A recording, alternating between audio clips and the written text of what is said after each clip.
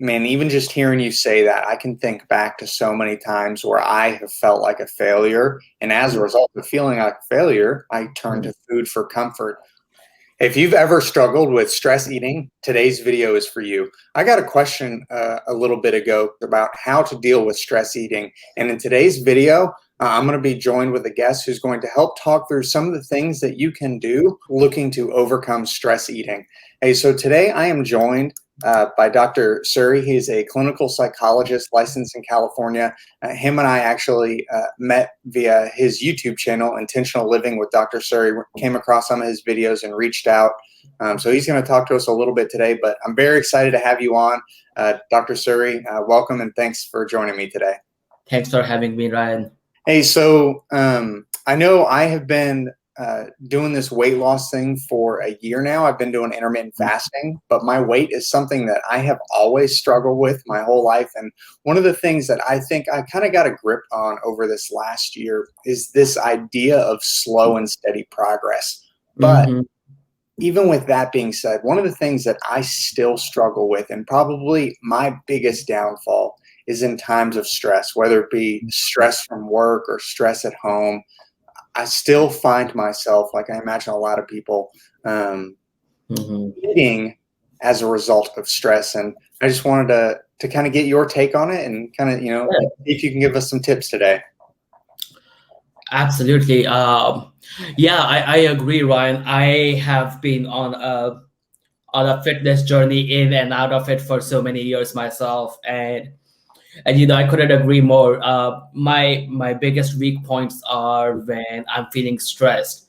I just want to go get that comfort fried chicken, or some mac and cheese. It's just so good, and I can't resist a pizza or a chocolate cake. The list is long, by the way. But the trigger is often stress. And biologically, that makes complete sense. So if we think about it from a biological perspective, our brains haven't kept up with the pace of the evolution hasn't kept up with the pace of how fast we have grown as a human society. Evolution is a very slow process. So the parts of our brain that trigger that hunger-related anger and hunger-related irritation and hunger-related anxiety, those parts are kind of rooted in the emotional part of your brain. So if you have ever heard of amygdala, that's like a very important part that's involved in this hunger related anger or stress related eating. This amygdala is the culprit why we feel these hunger pangs or kind of like stress related binge eating moments. Because if you think about it evolutionarily, when do animals feel stressed? When they are hungry, right? It's a physiological mechanism. And when they are hungry, when they haven't eaten for a couple of days, they need more aggression. They need more anger to go and hunt so they can eat and survive, right? We still have that same physiological mechanism in our body. And that's why when we are feeling hungry, our body is like, hey, survival is being threatened. Go eat something. And until then, we're going to be more aggressive. Now, the problem is that we live in human society where food comes in packages, not by going out and hunting. So that aggression comes out, when with your family members or, in form of irritation. But internally, your body's also kind of releasing hunger hormones and a bunch of other physiological mechanisms that's just hey, this is about survival. Let's go eat right now. This is too much. And that's when you start eating. And the thing is, you're also in that survival mode. When you get to that hunger point and you're already feeling stressed, you're seeking emotional comfort. And for most of us, if I don't know for you, but I remember whenever I would be upset, my mom would make me this elaborate dinner or my favorite dish, or my grandma would make me my favorite kind of bread, and she would be like, here. And it was just so comforting. No, So absolutely. when I'm stressed now, I still seek that. So, yeah, stress eating is a real thing, and it can be pretty problematic, especially when you're doing intermittent fasting. That definitely makes sense. There's a lot of that connection. It's called comfort food for a reason. And I have definitely been in that point where, I'm stressed out and eating that food does provide that momentary comfort. I am learning that The momentary comfort does fade, however, and the weight stays on, which is where the problem is. But if you wouldn't help provide me and everyone out there with some tips, things that we can do when we are in those moments of stress, so that food isn't the first thing that we're turning to. Yeah, and Ryan, there are three things really that it comes down to, and I'll list the three things, and then we can talk about each of them. And I think the first and the most important thing is that we need to understand our relationship with food. So when we think about eating is not just an activity for most of us. It's You have a relationship with food. It has been a comfort zone, kind of like what we talked about since an early age. But how many times when you like hanging out with your friends, like the activities revolved around food, right? Or when you're planning a romantic date, if there's some kind of like food or dessert or something involved. So with all like these activities, these aspects of our social life that brings us joy, that brings us calm and comfort, not just in childhood, they are often revolved around food. And that develops a relationship with food itself, right? You associate certain foods, like you have favorite foods because you associate them with certain memories. And that's why you get certain specific cravings, especially when you're fasting. So there's that relationship of food that we can talk about. But the other thing that also we need to identify is what are the stressors? What are the trigger points where you feel like, oh, I need to go get some comfort food right now? Or you know that you are doing your fasting, but you're like, I don't care anymore. What gets you to that point, and not just the tipping point, like what has been building up to this? So paying attention to those triggers help regulate those triggers before you get to that point. And the third thing, as you mentioned, is alternate alternate behaviors, alternate things that can bring you calm and peace, so you're not resorting to food just for the sake of finding that comfort, and developing some other things that you can do to regulate that stress level. And that, of course, it's a process, so it takes time to switch over from food to whatever else you switch it to, like spending time with your loved ones, or watching your favorite TV show. So I think those are like the three main areas where it can be really helpful. No, absolutely. I mean, that makes a ton of sense. I know for me, it's weird. And you talk about understanding those things, those triggers that are stressful. And I think one of the things probably in the last 2 months, the thing that has triggered me to stress eat more than anything else, as weird as it sounds, is when I'm not making progress as fast as I want to. Yes. I think, hey, I'm not where I want to be. I had set out with this goal of, I do want to lose weight slow because I know that's going to last me a lifetime. Yeah. But I'm now a year into it, and at the 10-month mark, really between month 9 and 12, I wasn't losing as much weight, and that would trigger me to almost this feeling of, I have messed up, so I might as well blow it out of the water. Oh my God, I cannot relate more at this point with you, Ryan. I do that all the time. I would be eating healthy all day. I did my workouts, I did my cardio, I ate well, and then I would eat, one piece of chocolate cake, and I'm like, it's ruined. Let's just go all out. Like I ruined my day, and then it breaks that barrier, right? And yeah, that's a very common pitfall.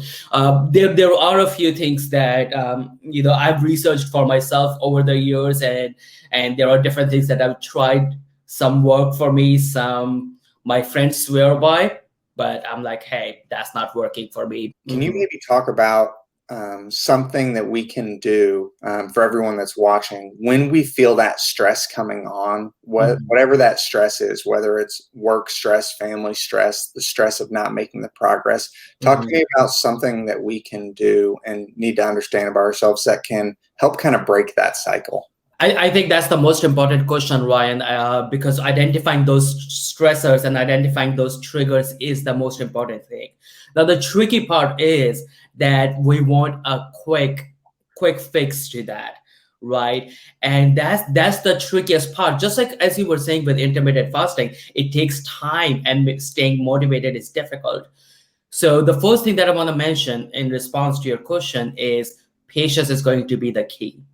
But after you get that in your mind, I think the next thing that really comes into play is start keeping a log. Start keeping a log of the stressors because it's rarely just one stressor, right? You might identify one stressor when that happens, but if you look at a week or a month, there will be multiple stressors that get you to that point or that adds up to getting to that point, right? So one of the most important things that I tell people is keep a log so you start to identify those stressors. And one of the favorite things that works really well for me is externalize it, give it a name. The name that I give them is dementors. They are the dementors that suck the life out of my goal, out of my efforts, all the work that I've been putting into. They just suck it out, right out.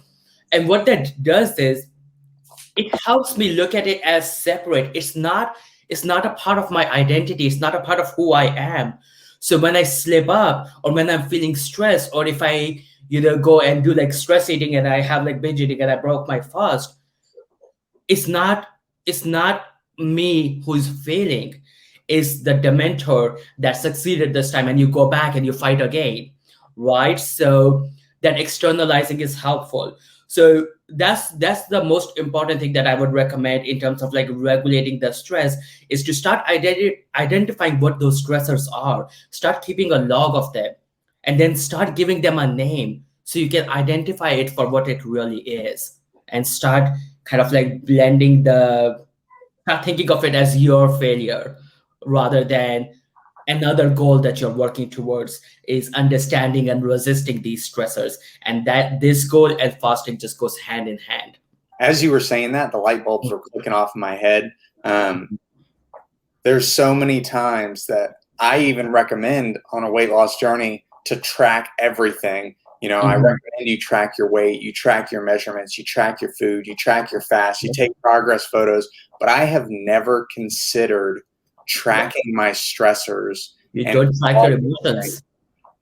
no, that's great. I mean, I'm literally getting goosebumps right now thinking about like having this new mechanism, a new tool in my tool belt to kind of help me deal with some of that stress. So I like that. I also like externalizing it. I actually am just listening to an audiobook called Never Binge Again because I suffer with binge eating with stress. And he talks about name your desires. He talks about naming them the pig. The pig wants to eat. But the common thread there is, hey, listen, we are not perfect. To strive for perfection is to set yourself up for failure. But man, even just hearing you say that, I can think back to so many times where I have felt like a failure. And as a result of feeling like a failure, I turn to food for comfort. But if I can think of, even when I do turn to food, that wasn't me that failed. That was my stressor. That was my dementor. I think that's really going to help move forward because that's what it's all about. We're looking for progress, not perfection, moving forward. And I really think that that's helpful. And Ryan, as you're saying that, one of the things that that's coming to my mind that I see so often is that we internalize failures, right? When you slip up, it becomes, oh, I failed, I am a failure. And it's so important to differentiate that just because you slipped up doesn't mean that you are a failure, right? To separate that out. And I think the biggest barrier in there, and I talk about this in one of my recent videos as well, is that people don't expect to slip up. And that's where the real problem is, that we are creatures driven by expectations, and you have to expect to slip up. So what I talk about in that video is that these slip ups are actually helping you, because each time you slip up, your brain, when you slip up, what happens is your brain is fighting between the old pathway, the old way of thinking and acting, and the new one. So it's a moment for you to realize what caused the brain to go back to the old pathway. What was the stressor? What just happened? Because that was too much for your brain to stay on this path. It reverted back to the comfort. Kind of like if you think of a child, the child can play out, they can handle some stress, but if it becomes too much, they go back to their parent, they go back to their mommy, right? The old way is going back to that comfort zone. So yeah, so expect some slip ups, and when you experience those slip ups, don't think of them as failures. Think of them as chances to understand what is the next step in your journey. What is the next thing that you need to do, or keep track of, or kind of like handle, so that you can be more successful next time and resist the trigger next time. No, I absolutely love that. I think, so much of weight loss and so much of everything that we do is tied up into our mindset. If it was as simple as calories and macronutrients and exercise, everybody would do it because it's simple. Eat Mm-hmm. this, exercise this much, and it will happen. But understanding the mental aspect is so big, and I really appreciate you jumping on with me today and giving us some tips. I think there's a lot of takeaways from today's video. And actually, if you're watching this and you've got some of those stressors, my question for you, go ahead and leave a comment below. Let me know some of those things that are your triggers for stress. And also let me know in the comments below what you're going to name your stressors so that you can externalize them and separate some of your shortcomings from yourself. So do me a favor, leave that in the comment below. And Dr. Suri, thank you so much for joining us today. I really do appreciate it. I think you've given a ton of value. Be sure to check out his channel. Again, I came across him and just love some of his videos, definitely helping me in my journey as well. So if you've enjoyed today's video and are interested in getting started on your own journey or seeing more about what I'm doing, I'm going to leave some videos on the screen now. I encourage you to check those out. And remember, willpower is a limited resource, and we're not looking to lose weight fast. We're looking to lose weight forever. Thanks again, and I'll see you in the next video.